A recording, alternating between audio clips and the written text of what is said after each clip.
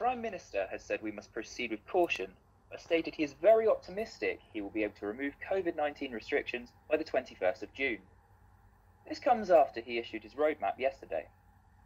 Boris Johnson said his plan delivered the right pace for easing restrictions, with a 5-week gap between each of the 4 stages.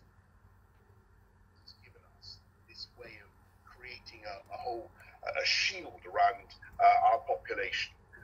We can really look at that June 21st date with some optimism. I think that's how I put it. That I'm very optimistic that we'll be able to get that.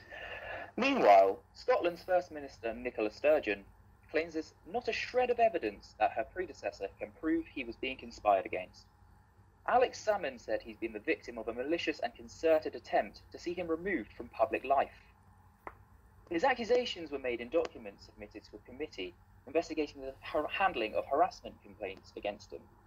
Sir Geoffrey Donaldson, senior MP for the DUP, has warned that Northern Ireland Protocol has the potential to cause political instability, as his party called the government to remove it and restore the nation's ability to trade freely with the rest of the UK post-Brexit.